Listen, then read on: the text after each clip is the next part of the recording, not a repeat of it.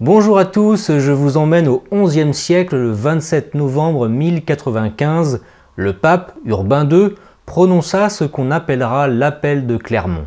Cet appel à défendre les lieux saints, que l'on n'appelle pas encore croisade à l'époque, entraînera un an plus tard le départ de milliers d'hommes vers Jérusalem. Pendant près de 200 ans, il y aura 8 autres expéditions en Terre Sainte reconnues officiellement par l'Église.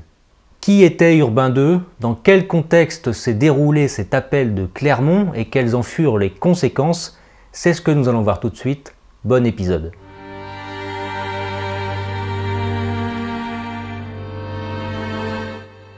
Qui était Urbain II? Né Eudes de Châtillon en 1042, d'une famille de la noblesse champenoise, il deviendra grand prieur à l'abbaye de Cluny en 1067, où il restera plus de 10 ans. Pour l'aider à mener sa réforme, le pape d'alors, Grégoire VII, l'appela à Rome puis le nomma quelque temps plus tard cardinal-évêque. À la suite d'un différend entre l'Église et l'empereur du Saint-Empire, Henri IV, Grégoire VII fut chassé de Rome et l'antipape Clément III fut nommé. Eudes de Châtillon devient à ce moment légat du pape en France. Face aux partisans de Clément III, le futur Urbain II réunit les évêques partisans de la réforme grégorienne et se fit élire pape et consacré le 12 mars 1088 sous le nom de Urbain II. Fin partisan de l'indépendance de l'Église face au pouvoir laïque, il obtient plusieurs soutiens majeurs de la France et de l'Angleterre. En 1093, il réussit enfin à reconquérir définitivement Rome. Du 18 au 26 novembre 1095, le pape Urbain II organisa un concile à Clermont. Même s'il avait déjà excommunié le roi des Francs, Philippe Ier, pour remariage, pour lancer la première croisade, il choisit tout de même le royaume de France, terre de l'abbaye de Cluny, mais aussi fille aînée de l'Église. Avant de s'y rendre, il entama un long périple au royaume de France, tout d'abord au Puy. Il confia la direction spirituelle à Adhémar de Monteil, évêque du Puy-en-Velay. Ensuite, il se rendit à Saint-Gilles.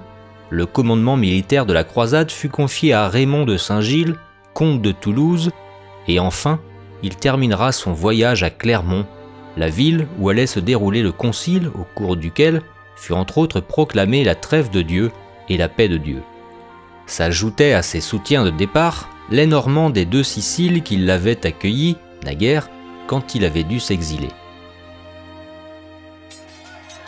Lancer une croisade permettait aussi de canaliser et d'unir une noblesse turbulente et guerrière autour d'une grande cause chrétienne. Dès le concile terminé, le 27 novembre 1095, le pape appela toute la chrétienté à secourir leurs frères chrétiens. Une indulgence plénière leur sera accordée. Mais alors, pourquoi proclamer la croisade? Urbain II répondit tout d'abord à l'appel des pèlerins qui se plaignaient de ne plus pouvoir accéder à Jérusalem depuis que les Turcs s'étaient rendus maîtres des lieux saints. Puis, suite au désastre byzantin lors de la bataille de Malazguer en 1071, les Turcs étaient devenus maîtres des 3/4 de l'Asie mineure. Le danger était immense pour les chrétiens. Urbain II, en guide et défenseur de la chrétienté, devait agir et vite.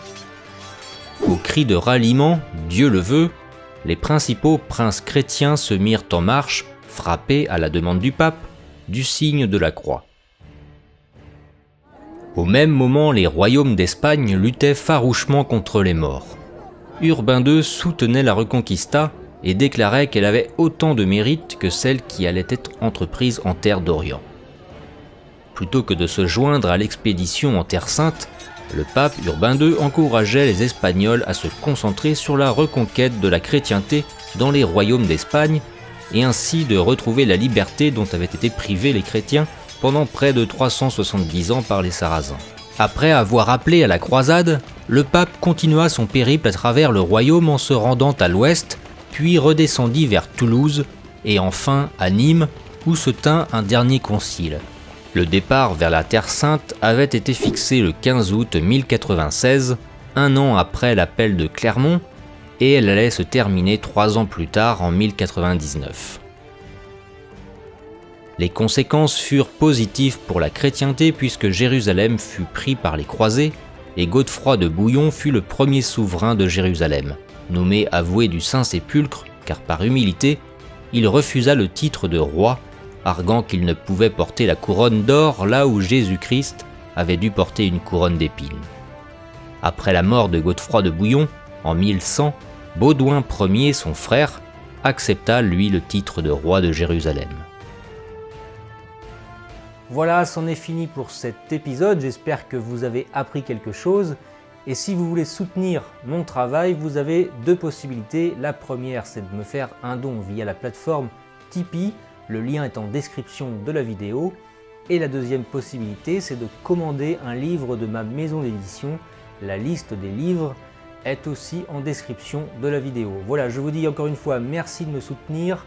Je vous dis à très vite, à bientôt. En attendant, portez-vous bien, vive la France, salut!